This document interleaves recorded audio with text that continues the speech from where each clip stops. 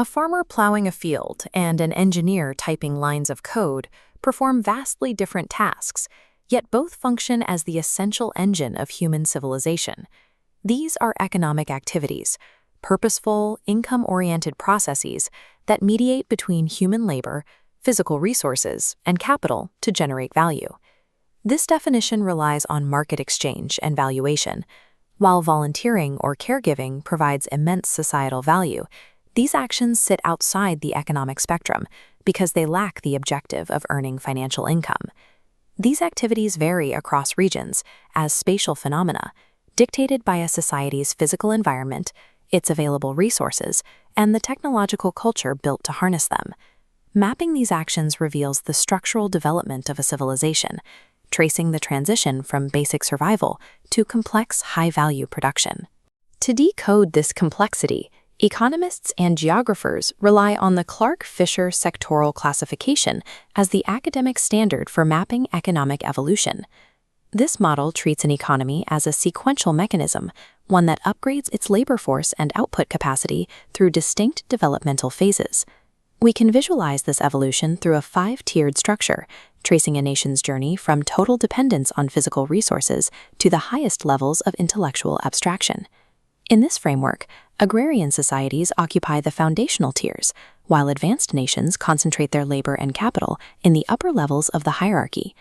Analyzing the distribution of a population across these sectors provides the data necessary to evaluate a region's current stage of development and identify its potential for growth. The system begins with the primary sector, the foundational layer consisting of activities that directly extract or harvest natural resources from the environment. Operating in this sector requires intense manual labor and animal power, with workers maintaining direct contact with nature to produce crops or harvest raw materials. This sector remains vulnerable to natural hazards, and despite the high physical exertion required to haul raw materials like coal, outputs carry relatively low value addition. Economic value multiplies in the secondary sector, the industrial phase, where raw materials are processed and engineered into finished goods. This industrialization triggers massive urbanization, concentrating populations in dense hubs to meet the labor demands of large-scale production. Secondary production marks a shift toward capital-intensive infrastructure, where heavy machinery, like a suspended ladle in a steel mill, replaces human effort to achieve higher productivity. While the primary sector directly harvests the earth, the secondary sector engineers those harvests into usable, high-value wealth. Managing industrial output requires a circulatory system, the tertiary sector, a dynamic web of services that supports and links the two physical layers below it. This sector delivers utility strictly through intangible services rather than the production of physical commodities. Transportation and logistics act as the physical arteries of this system, utilizing infrastructure like train cars to move primary and secondary goods to market. Alongside physical transport, managing massive flows of capital generated by industry requires complex financial and administrative services, processed by organized workers tracking data and transactions. This sector also encompasses investments in human capital, including the education and healthcare systems necessary to stabilize and improve the labor pool. As a nation modernizes and incomes grow, this intangible service sector eventually overtakes physical production in its overall contribution to GDP. Above the service matrix lies the quaternary sector, where value is generated through the specialized knowledge economy and is largely decoupled from physical constraints. This tier relies on specialized information technology, evolving from early mainframe computer infrastructure to include modern research, software design, and data analytics. The innovations generated here flow back downward, using data to optimize the efficiency and output of every sector beneath them. The absolute apex of this structure is the quinary sector, reserved for the highest level of executive function within a society. This level is occupied by government policymakers, corporate CEOs, and top-tier researchers who, seated around boardroom tables and in legislative chambers, guide strategic macro decisions.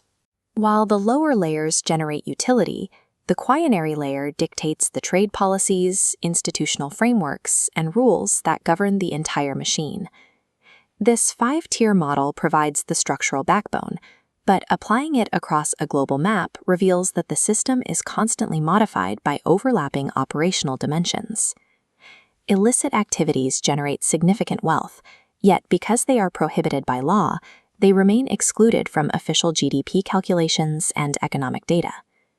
Similarly, the informal economy consists of undocumented, unregulated labor operating outside of state protection and taxation. A street vendor with a cash-based cart provides a tertiary service, but this highly insecure labor persists entirely outside formal banking and regulatory systems. Applying a formality filter to the map reveals a massive cloud of informal labor operating parallel to regulated markets, particularly within developing regions.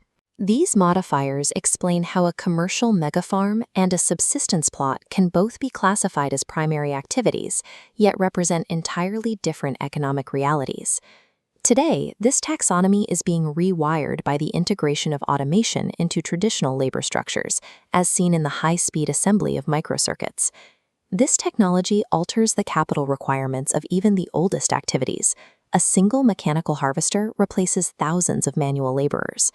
Simultaneously, digital platforms allow peer-to-peer networks to bypass traditional corporate structures, redefining how individuals participate in the global service economy. The transition toward a green economy is also reshaping the foundation, shifting primary extraction away from fossil fuels and toward renewable resource harvesting. Mastering this classification system provides the analytical blueprint required to interpret current shifts and navigate the transition toward a more complex economic future.